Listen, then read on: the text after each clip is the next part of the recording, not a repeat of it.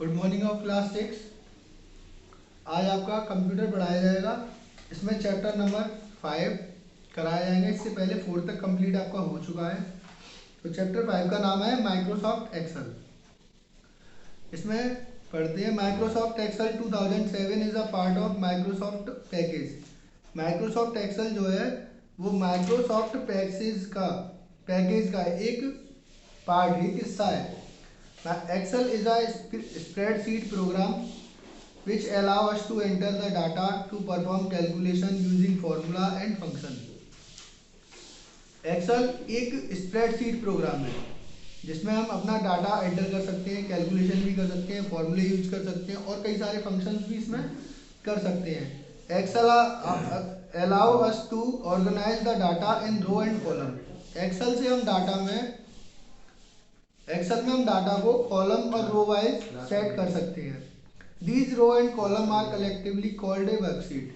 ये जो रो और कॉलम होते हैं जिन्हें हम वर्कशीट के रूप में कलेक्ट करते हैं। The default file extension of Excel dot XLS, जो भी इसकी फाइल होती है उसमें एक्सटेंशन लगाया जाता है .XLS। मतलब लगाया नहीं जाता, फाइल सेव करेंगे तो उसके पीछे अपने आप ये ऐड हो जाएगा।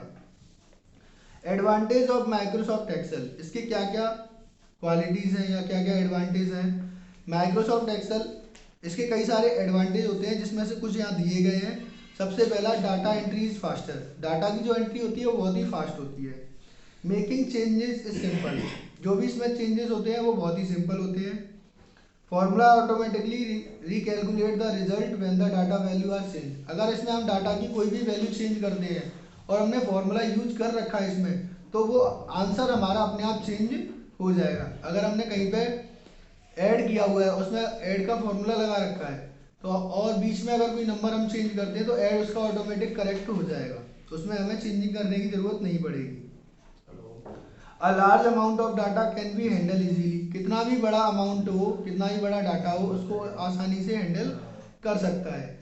Data can be presented graphically through various chart और ग्राफ। इसमें डाटा को हम अलग अलग तरीके से शो कर सकते हैं, जैसे कि चार्ट और ग्राफ, वो भी इसमें क्वालिटी होती है। Microsoft Excel has many applications. इसकी कई सारी एप्लीकेशंस होती हैं जिसमें से कुछ दी हुई हैं, जिसके कुछ एडवांटेज दिए हुए हैं। It is used for business application and for maintaining inventory control.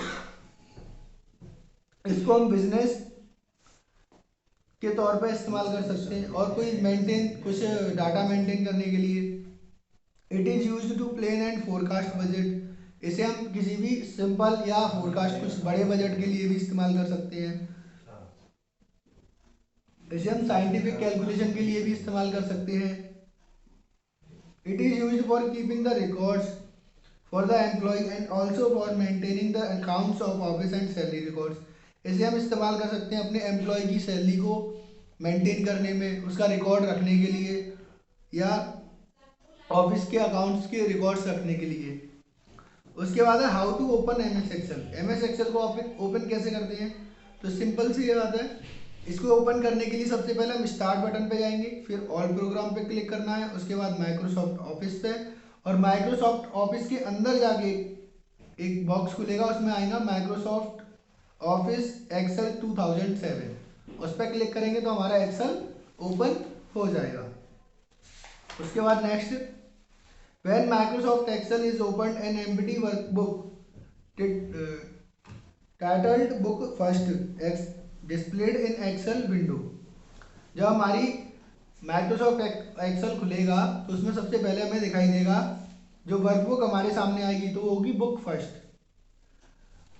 जो एक्सेल शीट पे सबसे हमें पहले दिखाई देगी। उसके बाद है the Excel window. Excel window में क्या होता है, when we open a new Excel document, a blank workbook is displayed and called workbook first. The workbook look like a notebook। जब हम नया डॉक्यूमेंट खोलते हैं तो उसमें हमें सबसे पहले जो ब्लैंक फाइल दिखेगी या ब्लैंक पेज दिखाई देगा, उसे बोलते हैं बुक फर्स्ट। नीचे उसमें लिखा भी रहता है। और द वर्कबुक, ये एक नोटबुक की तरह दिखती है। The workbook contain seats called worksheet. इसमें कई सारी जो सीट्स होती हैं उन्हें हम वर्कशीट कहते हैं, क्योंकि हम उनमें काम करते हैं। जिसमें जो काम होता है उसको कहते हैं वर्क, और जिस पे काम कर रहे हैं सीट पे, तो वो भी मिला के worksheet. A new workbook contain 3 worksheet. एक नई वर्कबुक में 3 वर्कशीट होती हैं। We can also add additional worksheet up to maximum limit of 255। इसमें हम अलग से भी वर्कशीट ऐड कर सकते हैं जिसकी लिमिट होती है 255, मतलब 255 टोटल वर्कशीट हम इसमें बना सकते हैं, उससे ज़्यादा नहीं बना सकते। Each sheet has name displayed on the sheet tab at the bottom of the workbook. हर एक शीट में उसके नीचे वाली शीट पर नाम लिखा होता है, जैसे बुक 1, बुक 2, बुक 3। उसको हम चेंज भी कर सकते हैं अगर करना चाहें तो, वो इसमें आगे बताएगा, वरना हम बता देंगे कैसे चेंज करते हैं। द वर्कशीट नेक्स्ट हेडिंग है, worksheet is originated into a rectangular grid containing column vertical and row horizontal. Worksheet के अंदर रेक्टेंगुलर ग्रिड, छोटे छोटे बॉक्स बने रहते हैं जो कॉलम और रो में होते हैं। कॉलम होती है हमारी वर्टिकल खड़ी वाली ऐसे, और रो होती है इस तरह से लेटी हुई, उसको रो बोलते हैं। हॉरिजॉन्टल जो होती है। A column letter of the grid, जो कॉलम होते हैं वो ग्रिड के, जो a column letter above the grid also called the column heading. जो ग्रिड के ऊपर कॉलम बने होते हैं जिसमें लेटर लिखे होते हैं उसे हम कॉलम हेडिंग बोलते हैं, कॉलम की हेडिंग। आइडेंटिफाई ईच कॉलम, जो कि हर कॉलम को आइडेंटिफाई करती है। A row number on the left side of the grid also called the row heading. और जो लेफ्ट साइड में नंबर लिखे होते हैं उसको रो हेडिंग बोलते हैं, जो कि हमारी रो को आइडेंटिफाई करती है। अब उसके बाद आता है row and column. Each worksheet typically has 256 and 65,536 row. हर वर्कशीट में 256 कॉलम होते हैं और 65,536 रो होती है। A letter identify each column and a number identify each row. हर एक लेटर कॉलम को आइडेंटिफाई करता है और हर एक नंबर रो को आइडेंटिफाई करता है। The column letter begin with A and end with 4 1 I वही। जो भी कॉलम होता है, कॉलम लेटर स्टार्ट होता है ए से एंड एंड होता है आई वी के द्वारा। Row number begin with I 1 and end with 65,536। Row number 1 से स्टार्ट होता है और 65,536 यहाँ पे खत्म होता है। Only a small fraction of this column and row are display on the screen at a time. एक समय पर एक कुछ छोटा सा ही फ्रैक्शन हमें हमारी स्क्रीन पर दिखाई देगा। To view a different part of a worksheet we can scroll to display it on the screen. अगर हम वर्कशीट का और भी पार्ट देखना चाहते हैं तो स्क्रॉल की मदद से उसे आगे पीछे ऊपर नीचे करके देख सकते हैं। उसके बाद आते हैं आपके cells. The interaction of a column and row is called cell. जो कॉलम और रो होती है उनके इंटरसेक्शन, मतलब उनके काटने से जो बॉक्स बनता है उसे हम सेल कहते हैं।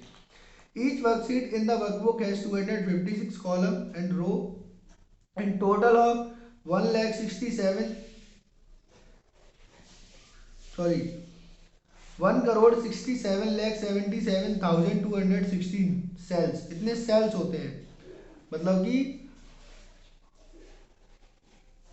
16,777,260 इतने सेल्स होते हैं। Into which we can enter the data, जिसके अंदर हम डाटा लिख सकते हैं। अब इतने सेल हैं तो डाटा भी बहुत सारा लिख सकते हैं। तो cell are identify by the intersection of the column and row in which they are located. Cell जो होते हैं वो कॉलम और रो के इंटरसेक्शन से बनते हैं जो कि हमें दिखाए जाते हैं। फॉर एग्जांपल जैसे कि intersection of column B and row 6। Column B और रो 6 के इंटरसेक्शन से जो कॉलम बनेगा, जो सेल बनेगा, वो होगा हमारा B6। सेल में contain 3 type of data. Cell के अंदर 3 टाइप का डाटा लिख सकते हैं हम। लेबल मतलब text, values, numbers and formulas, इसको हम यूज कर सकते हैं। तो आज के लिए इतना ही, बाकी का आपको नेक्स्ट डे पढ़ाया जाएगा और समझाया जाएगा।